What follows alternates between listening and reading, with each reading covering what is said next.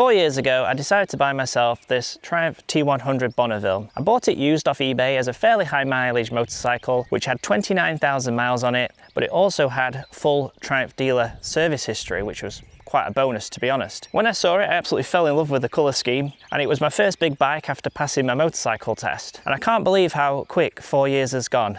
Fast forward to where we are now, and I thought, you know, this would be a really exciting video to make, because me and the Bonneville, we've done an awful lot together. We've been to many places throughout the UK, into Europe, and I thought this would be a really good opportunity to get into the good, the bad, because I definitely didn't just buy a motorcycle that day. I bought the dream, that dream of owning a modern retro, a Triumph. Well, I'm here to tell you whether or not it was a dream or whether it was a mistake. So just to recap on a few of the trips I've done on this bike. I've done a 1,000-mile round trip to Normandy, northern France, right over to the Normandy beaches. I've done a 1,300-mile round trip to the Scottish Highlands. We did the NC500. And not only that, on the last leg of that trip, I did 511 miles in a single day, which took around 14 hours with stops from John O'Groats all the way back home. But it hasn't all been plain sailing, for sure.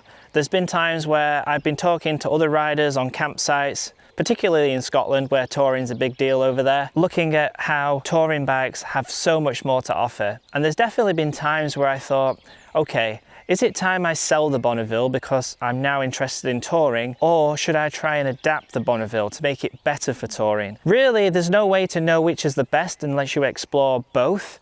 So I'm going to talk about how I've tried to make my Bonneville more suitable for touring and whether or not you can actually tour on a standard Bonneville. So over the years, as my interest changed from just riding locally, where a standard Bonneville is absolutely fine for that, I definitely got the itch to go touring. And by that, I was wanting to go to France to go and see some of the World War II sites over in Normandy. I was wanting to do the NC500.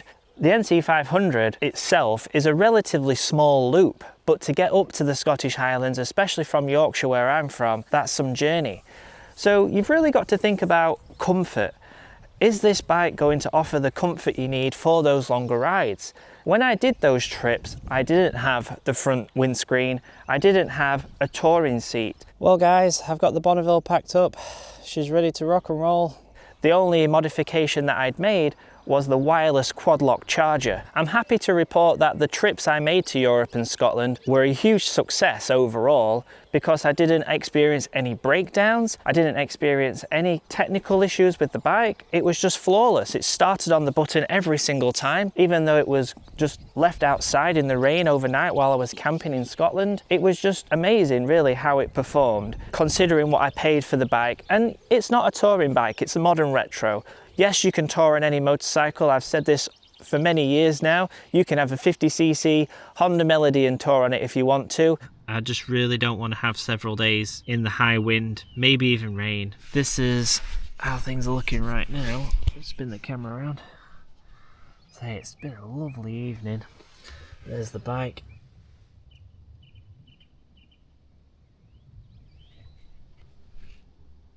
I often think about the moments that I've had where a touring bike has had this big appeal and I've really had to battle with the decision whether or not to get one. And one of the examples that comes to mind was when I was riding back home from France. I was on the M25 going around London and I was on the left-hand lane, just cruising along. I was sitting at like 60, but I had no wind protection. Really, you're feeling everything, all that wind buffeting, and I was sort of holding on. You definitely can't do one-handed riding. It's not a good idea, especially at that time when I had tube tires, because if something goes wrong, you've really got no way of getting out of that properly without both hands on the bars. I was just cruising along, you know, doing about what I could, fully loaded, bearing in mind I had the tent, I had the luggage, side panniers, just absolutely everything. And it wasn't the most comfortable ride. The M25 is not a good road, there's potholes everywhere. But anyway, there was a BMW RT 1200, I think. It could be something like that. I'm not a BMW expert, but it was an out-and-out touring bike. Huge screen, it had the wind protection here in front of the grips, it had a leg shield here, so you were totally cocooned from the wind. And this rider, he spotted me and he's probably doing about 80, and he just turned around like this, just totally without a care, waving at me like that, you know.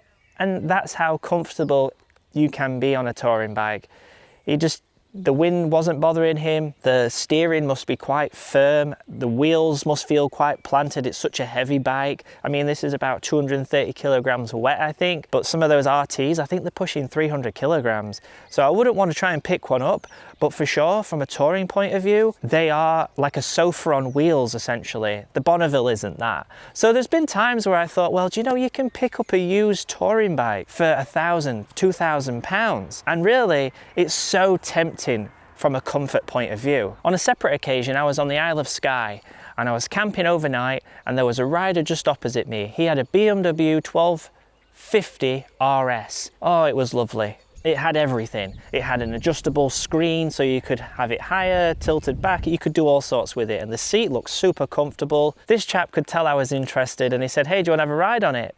Well, I didn't take him up on the ride on the bike, but I went and sat on it just to get a feel for it, and instantly the comfort was just so noticeable. I talked about this in one of my previous videos touring in Scotland, and it was so noticeable. There is nothing I can do to this Bonneville to ever make it that type of bike, because it's not meant to be that. It's a motorcycle in the sort of rawest sense. It's not got a molded seat. It doesn't have wind protection. It's probably not got the best suspension in the world. The engine is a big thumper. It's not supposed to be a smooth sewing machine type engine that just picks up pace and just zips off into the distance. No, this bike sort of thunders its way down the road. To be kind to the bike, it's never going to be a touring bike in my opinion, but I've tried to make it one, and that's what we'll get into now. So some of the mods that I've fitted to the bike is a Madstad touring screen. Unfortunately, this company is out of business now, but it's a USA made clear perspex touring screen. I haven't actually used this yet on a long distance tour, but I've used it for a few hundred miles now, and the difference is incredible. No wind buffeting at all. I still get some breeze at the side of the screen, which is nice because on a hot day you still want some of that breeze hitting your arms to stay cool. So the screen has definitely been perfect for that. And in fact, I did an MOT test the other day on the bike, and I took the screen off just to be a little bit kinder to the MOT tester, not having this huge screen there. And it was instantly noticeable how much wind buffeting I used to have. Now, I paid about 80 or 90 pounds for that secondhand. It's made a big difference. Other mods that I've done, I've fitted a Triumph comfort seat. I suppose you could say it falls under the touring seat category, but let's face it, it's just got a little bit more foam in it. It's not exactly a revelation as a seat goes, but it certainly does add some comfort, because I've toured with the standard seat, which basically it doesn't have any fluting along this front half. It's sort of flat, but it does have some at the back. After a couple hours of riding, especially on the motorway where you just sort of sat in the same position, it's fine, I would say. No backache at that point. But when you're doing 8, 9 or even 10-hour riding days, the backache comes for sure. And that's where I thought I needed to change seats. Has it made a difference?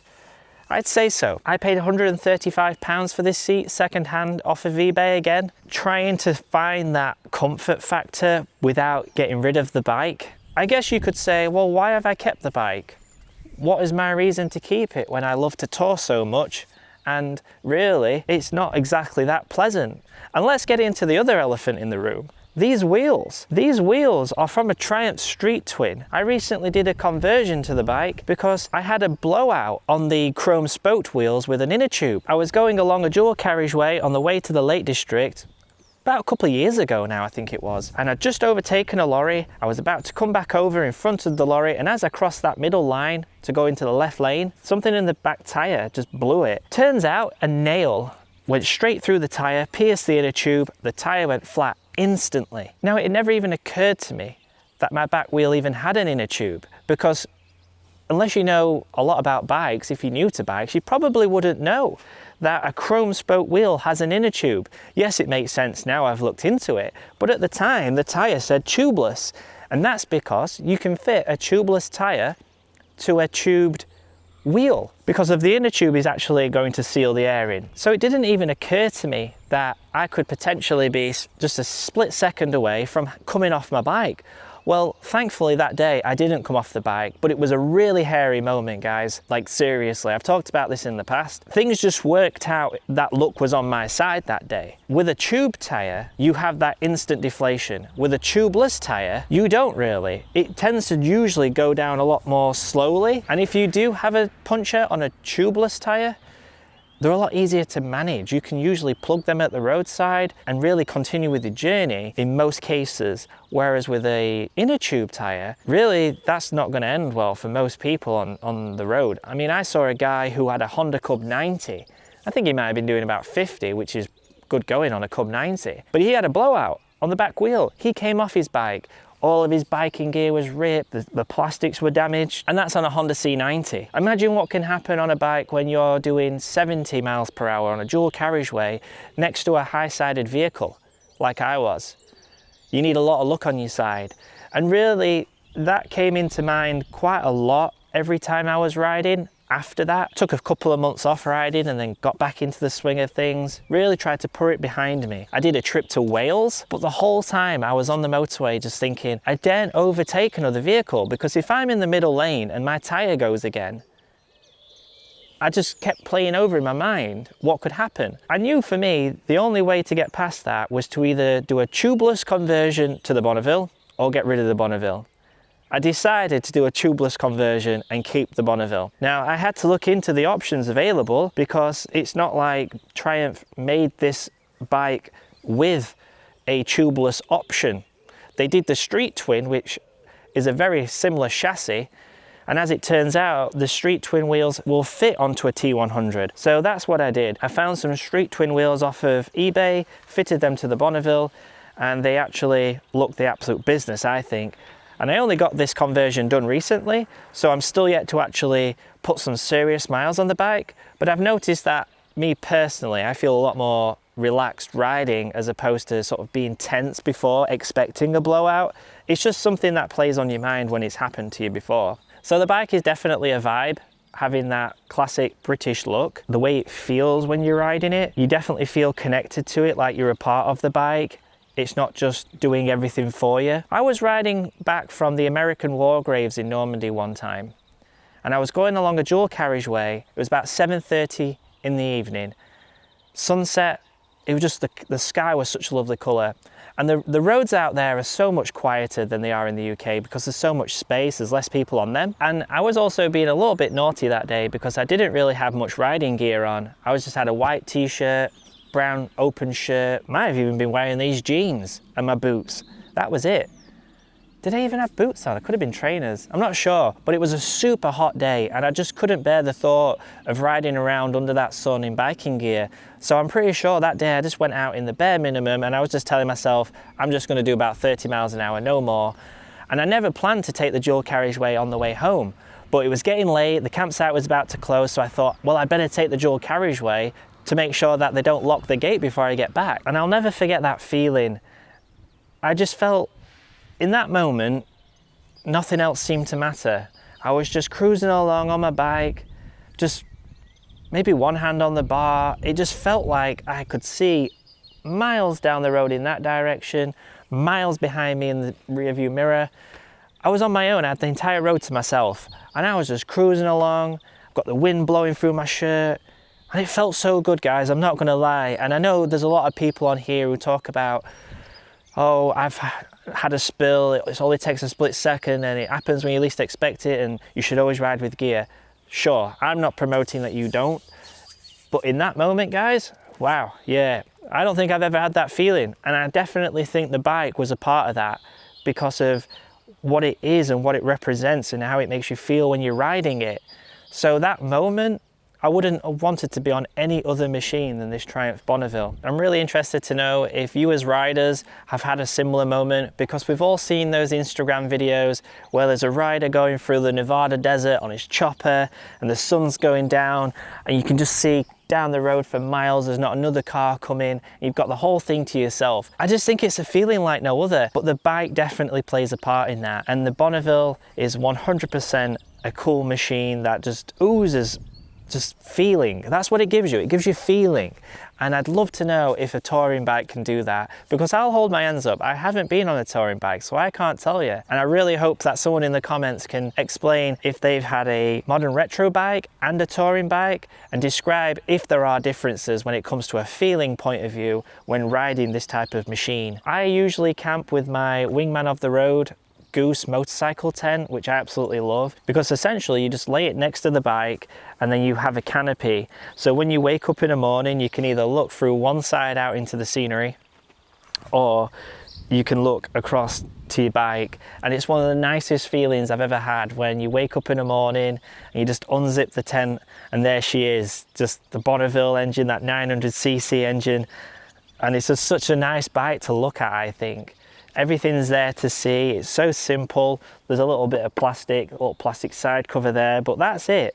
It's a fairly bare bones bike, which brings me on to one of my next important points: maintenance. So I've already talked about how I've converted the wheels myself to tubeless using the Street Twin wheels, and there's a full video on my channel if you want to go check that out if you're interested. But I've done a lot of other DIY maintenance to the bike. Really, it's to save cost. Dealers charge quite a lot of money for bike maintenance, and it is always nice to get that stamp, of course, in the service, but ultimately I don't plan on ever selling the bike, and I think that's why I'm quite comfortable having just a pile of receipts in the service book from the work that I've done. And I've done a full service, coolant, spark plugs, oil, I've had the rear swing arm off, we've done all sorts to the bike, bled the brake system. I would say it's a simple bike to maintain, for sure. I mean, I've got fairly minimal tools, fairly standard toolkit, and I've been able to work through this primarily on the back of YouTube videos. It's that simple, really, guys. The bike might not be perfect, but it has soul, even if it isn't a sofa on wheels. So my personal reason for not selling the bike isn't because this bike is perfect. My reason is because the memories that I've created because of this bike, it didn't let me down. The sense of feeling the bike gave me in the moments I've just described are something that you can't really put into words, how a bike can make you feel. But this bike makes me feel a certain way when I ride it, and just every now and then, if you're lucky, you'll be riding along a road when the time's just right, the weather's just right, the environment's just right, and you'll be cruising along and you'll think, I wouldn't want to be on any other machine than the one I'm on right now. And that is why I keep the keys for this bike and I don't sell it. Well guys, it's been an incredible 4 years with the Bonneville. I can't wait for year 5. So if you've enjoyed the video, give it a like, consider subscribing if you want to see what happens in year 5, and I will see you all in the next one.